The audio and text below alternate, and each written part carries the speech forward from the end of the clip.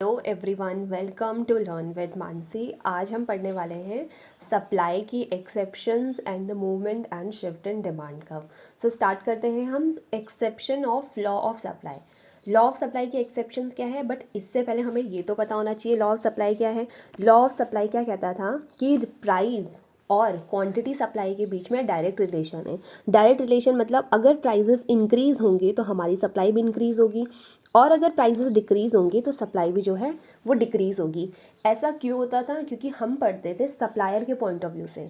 अब हमेशा सप्लायर क्या चाहेगा कि सामान महंगा बिके तो ज़्यादा बिके ना, और जब सस्ता बिक रहा हो तो इतना ज़्यादा ना बिके। तो हमने सप्लायर के पॉइंट ऑफ व्यू से पढ़ा था।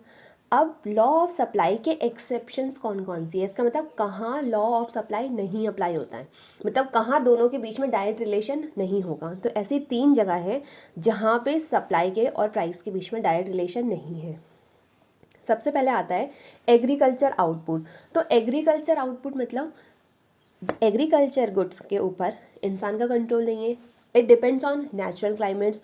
तो अगर नेचुरल क्लाइमेटीज़ की वजह से there is fall in the production कम हो रही है, then supply will not increase. जितनी प्रोडक्शन हो रही है हम उतनी ही गुड्स को बेच सकते हैं।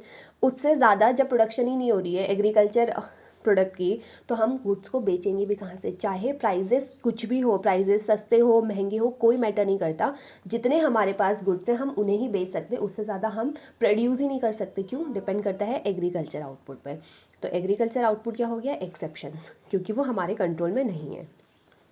फिर आता है गुड्स ऑफ सोशल डिस्टिंक्शंस।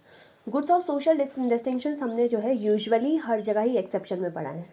ऐसे गुड्स जो आपको सोसाइटी में अलग दिखाते हैं, डिस्टिंग दिखाते हैं। ऐसे कौन से गुड्स हैं? Usually luxurious goods. Luxurious goods अगर हमारे पास होंगे तो हम क्या दिखेंगे? सोसाइटी में थोड़े अमीर दिखेंगे, हमें लगेगा कि हाँ हम दूसरों से अलग हैं।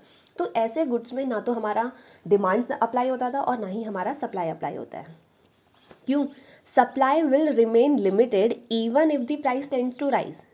प्राइजेस कितनी भी हाई हो जाए, सप्लायर यही चाहेगा कि वो सामान ज़्यादा ना बिके, एक लिमिट तक ही बिके। अगर बहुत ज़्यादा बिकने लग गया तो फिर स्केर्सिटी ख़त्म हो जाएगी। हर इंसान के पास आईफोन है तो फिर अब वो इतनी वैल्यू रहेगी नहीं, इतना स्टेटस जो है वो आईफोन शो ही नहीं करेगा, क्योंकि हमें क्या लगेगा हर किसी के पास तो है। इसीलिए सप्लायर क्या करता है कि प्राइजेस कितने भी बढ़ जाएं वो सप्लाई को इंक्रीज़ नहीं करेगा। फिर हमारे पास तीसरी चीज़ आती है पेरिशेबल गुड्स। पेरिशेबल गुड्स क्या होते हैं? पेरिशेबल गुड्स मतलब ऐसे गुड्स जिनकी शेल्फ लाइफ जो है बहुत कम होती हैं, जो बहुत जल्दी ख़राब हो जाएंगे। अब इनकी जो सेल्फ लाइफ है वो बहुत कम है। यूजुअली फ्रूट्स वेजिटेबल्स की शेल्फ लाइफ बहुत कम होती है, और जब भी हमने देखा होगा सब्जियां ख़राब होने वाली होती है तो उनकी रेट जो है वो बहुत कम हो जाती है, बहुत सस्ते में सब्जियां मिलने लगती है, बहुत सस्ते में फ्रूट्स मिलने होते हैं। इसका मतलब अगर प्राइजेस कम भी है, नॉर्मली क्या होता था प्राइजेस कम होने में सप्लाई कम होनी चाहिए थी, पर ये कहता है नहीं, प्राइजेस कम होंगे तो हम सप्लाई बढ़ाएंगे। क्यों? क्योंकि हमें पता है इन गुड्स को हम रखेंगे तो अगले दिन तक तो ये ख़राब हो जाएगा, और अगर अगले दिन ये ख़राब हो जाएगा तो हम आज चाहते हैं कि ये प्राइजेस कम में भी जितना हो सके बिक जाए, मतलब सप्लाई जो है बढ़ा दें। ये थे हमारे एक्सेप्शंस। अब हम आते हैं मूवमेंट ऑफ सप्लाई का और शिफ्ट ऑफ सप्लाई का। मूवमेंट और शिफ्ट का कंसेप्ट सेम जैसे डिमांड में पढ़ा था, डिट्टो हमारा किस में है? सप्लाई चैप्टर में भी है। तो अगर डिमांड का मूवमेंट और शिफ्ट आता है तो सप्लाई का नो डाउट ईजीली आएगा। तो मूवमेंट में क्या होता है? मूवमेंट होती थी हमारी जब प्राइस में चेंज होता था। प्राइस में जब चेंज होता था तो हम कहते थे प्राइस अगर बढ़ेंगे सप्लाई बढ़ेगी, प्राइस कम होंगे सप्लाई कम होगी। तो अब उस वर्ड को हम क्या बोलेंगे? सिर्फ सप्लाई नहीं बल्कि क्वांटिटी सप्लाई। अगर प्राइस में चेंज होता है तो सप्लाई में चेंज होता है, हम उससे क्या बोलते हैं? उससे होती है मूवमेंट। फिर शिफ्ट इन हमारा डिमांड सप्लाई कब में शिफ्ट कब होता है? जब प्राइजेस के अलावा और भी हमने फैक्टर्स पढ़े थे, जैसे number of firm, goal of firm, price of related goods, government policies, और भी फैक्टर्स थे जिनकी वजह से सप्लाई जो है इम्पैक्ट होती थी। तो उन फैक्टर्स में अगर चेंज आता है तो भी सप्लाई में चेंज आएगा। तो अगर ऐसा होता है तो हम क्या कहते हैं? तब होगा शिफ्ट। तो अब हम आ जाते हैं मूवमेंट में। मूवमेंट जो है वो 2 तरीके की हो सकती है, या तो मूवमेंट एक्सपेंड होगी, एक्सपेंशन ऑफ सप्लाई कर्व, या तो कॉन्ट्रैक्शन ऑफ सप्लाई कर्व। अगर एक्सपेंशन होता है, एक्सपेंशन का मतलब हम क्या कहते थे कि अगर प्राइजेस बढ़ेंगे तो सप्लाई भी जो है वो इंक्रीज होगी। एक्सपेंशन, एक्सपेंशन का मतलब क्या होता है? बढ़ना। एक्सपेंशन का मतलब बढ़ना, और किसका बढ़ना? सप्लाई का बढ़ना। तो हमारी सप्लाई कब बढ़ती है? जब प्राइजेस भी इंक्रीज होते हैं। अगर कॉन्ट्रैक्शन की बात कर रहे हैं तो कॉन्ट्रैक्शन क्या होता है? कम होना। कॉन्ट्रैक्शन का मतलब होता है कम होना। तो सप्लाई कॉन्ट्रैक्ट कब होती है? सप्लाई जो है कम कब होती है? जब प्राइजेस कम होते हैं। सप्लाई, क्वांटिटी सप्लाई अगर बढ़ेगी तो हम उसे बोलेंगे एक्सपेंड। कब? जब प्राइस के कारण बढ़ रही है। कॉन्ट्रैक्शन हम कब बोलेंगे? जब क्वांटिटी सप्लाई जो कॉन्ट्रैक्ट का मतलब कम हो रही है, अगर प्राइजेस जो है कम होते रहेंगे। अब अगर हम इनको एक्सपेंशन को और कॉन्ट्रैक्शन को हमें किस में दिखाना है? सप्लाई कर्व में दिखाना है। तो हम एक लाइन ड्रॉ करते हैं, एक्स एक्सिस और वाई एक्सिस। और हमने क्या करा था? वाई एक्सिस में हम हमेशा से प्राइजेस रखते हुए आए हैं और एक्स एक्सिस में हम रखेंगे क्वांटिटी सप्लाई। नॉर्मली हमें पता है सप्लाई का कर्व जो है वो कैसा जाता है? अपवर्ड जाता है। ऐसा क्यों? क्योंकि हमने पढ़ा था दोनों के बीच में क्या है? Direct relation. प्राइसेस बढ़ते हैं, सप्लाई भी बढ़ती है। तो जब भी किसी चीज़ में डायरेक्ट रिलेशन होता था, हम कहते हैं कि कर्व कैसा होता है? अपवर्ड की तरफ मूवमेंट होता है। तो अभी के लिए क्या हो रही है? अपवर्ड मूवमेंट हो रही है। अपवर्ड मूवमेंट हो रही है तो हम क्या कहते हैं? क्वांटिटी जो है, सप्लाई बढ़ रही है तो हम इसे एक्सपेंशन बोलेंगे। एक्सपेंशन बढ़ रही है, नॉर्मली भी बढ़ती है, तो इसे क्या कहते हैं? Upward movement. फिर आता है कॉन्ट्रैक्शन का हम कैसे बनाएंगे। कॉन्ट्रैक्शन में भी एक एक्स एक्सिस बना दी, वाई एक्सिस, प्राइस रखा और क्वांटिटी सप्लाई रखा। नॉर्मली कैसा बनेगा? स्लोप तो हमारा यही बनेगा, क्योंकि हम सप्लाई में यही पढ़ते हुए आए हैं, स्लोप हमारा यही होने वाला है। बट इस टाइम पे जो है कॉन्ट्रैक्शन क्या हो रहा है? कम होगा। ये कहता है कि अगर आपके प्राइजेस कम हो रहे हैं तो सप्लाई भी तो कम है, तो मूवमेंट किधर की तरफ होगी? मूवमेंट होगी डाउनवर्ड की तरफ। मूवमेंट हमने बना दी डाउनवर्ड। अब हम आ जाते हैं शिफ्ट में।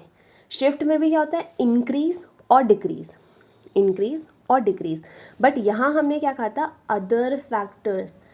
प्राइस को छोड़ दो, प्राइस के अलावा और फैक्टर्स के कारण अगर चेंज होगा, इसका मतलब price remain constant. Price remain constant, price को हम नहीं पूछने वाले। हम किसके बोलेंगे? हम अदर फैक्टर्स के कारण चेंज बोलेंगे। अदर फैक्टर्स के कारण अगर सप्लाई इंक्रीज होती है तो सप्लाई क्या हुई? इंक्रीज हुई, बल्कि प्राइस रिमेन कांस्टेंट। फिर अगर हम इसका कर्व ड्रॉ करेंगे, हमें हमेशा वाई एक्सिस में प्राइस ही रखना है, चाहे हम किसी भी फैक्टर्स की बात कर रहे हो। फैक्टर गवर्नमेंट पॉलिसी दे दिया, टेक्नोलॉजी दे दिया, कोई भी फैक्टर दे दिया, हम रखने वाले हैं प्राइजेस ही। और एक्स एक्सिस में क्या रखेंगे? Quantity supply. अब बात आती है कि नॉर्मली हमें पता है सप्लाई कर्व हमारा कैसे बनता है? अपवर्ड की तरफ ही बनता है। नॉर्मली हम सप्लाई कर्व यही बनाते हैं, पर इस केस में क्या बोला कि प्राइजेस जो हैं वो कांस्टेंट रहने वाले। प्राइजेस में कोई चेंज नहीं हुआ, और अगर प्राइजेस कांस्टेंट है तो हमने लाइन कैसे ड्रॉ कर दी? हॉरिजॉन्टल लाइन हमने ड्रॉ कर दी है। अब फिर भी सप्लाई जो है वो इंक्रीज हुई है। अब फिर भी जो सप्लाई इंक्रीज होगी तो अब क्या होगा? हमारा सप्लाई कर्व जो है वो बढ़ जाएगा, आगे की तरफ बढ़ेगा। हमारा सप्लाई क्या हो गया? राइटवर्ड शिफ्ट हो जाएगा। फिर हम आ जाते हैं, अगर हम डिक्रीज़ की बात करें, सप्लाई डिक्रीज़ होगी बट प्राइस रिमेन कांस्टेंट। इसका मतलब अदर फैक्टर्स के कारण सप्लाई डिक्रीज़ हो रही है। हो सकता है कि हमें जो फैक्टर ऑफ प्रोडक्शन से वो बहुत ज़्यादा महंगे पड़ रहे हैं, इसलिए हम सप्लाई को डिक्रीज़ कर रहे हैं। तो ऐसे बहुत सारे फैक्टर्स हैं जिनकी वजह से सप्लाई चेंज हो रही थी, but price remain constant. Price remain constant. अब दोबारा हम ड्रॉ करते हैं, हमारा सप्लाई का जैसे बनना था वही हमने बनाया, बट फिर price remain constant. Price remain constant, price में कोई चेंज नहीं है, फिर भी हमारी सप्लाई जो है वो कम हो गई। अगर हमारी सप्लाई कम हुई है तो अब हमारा जो सप्लाई का वो कैसा हो जाएगा? बैकवर्ड शिफ्ट हो जाएगा। तो ये था पूरा मूवमेंट और शिफ्ट इन सप्लाई का। सेम जैसा डिमांड में पड़ा था एग्जैक्ट वैसा ही है। देखो, एक्सपेंशन और इंक्रीज, इन दोनों के ऊपर भी डिफरेंस पूछा जा सकता है। फ़र्क क्या है? देखो, सप्लाई यहाँ भी इंक्रीज़ हो रही है, सप्लाई यहाँ भी इंक्रीज़ हो रही है, बट एक्सपेंशन तब होती है जब प्राइस में चेंज होता है और यहाँ प्राइस में चेंज नहीं होता। कॉन्ट्रैक्शन और डिक्रीज़ में भी डिफरेंस पूछ सकता है। कॉन्ट्रैक्शन और डिक्रीज में भी क्या डिफरेंस है, डिक्रीज और कॉन्ट्रैक्शन अगर इनका डिक्शनरी मीनिंग देखेंगे दोनों का मतलब कम ही होना होता है, सप्लाई भी कम और क्वांटिटी सप्लाई दोनों कम हो रही है, पर कम क्यों हो रही है, यहाँ पे कहता है कॉन्ट्रैक्शन वर्ड हम तब यूज़ कर रहे हैं जब प्राइस के कारण कम हो रही है, और डिक्रीज वर्ड हम तब यूज़ कर रहे हैं जब प्राइस के अलावा किसी और के कारण कम हो रही है।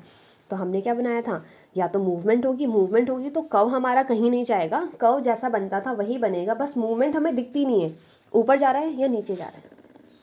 शिफ्ट क्या होता है कि अब हमारा सप्लाई कर्व आगे से आगे ही चला गया या वो पीछे चला गया, मतलब देखो दो दो सप्लाई कर्व बन गए, एक पे ये पुराना वाला और आगे वाला चेंज होकर के आगे बढ़ा है, और बैकवर्ड या लेफ्टवर्ड पीछे की तरफ आ गया। तो ये था हमारा पूरा कॉन्ट्रैक्शन, एक्सपेंशन, इंक्रीज और डिक्रीज इन सप्लाई का। This was all for today, thank you so much.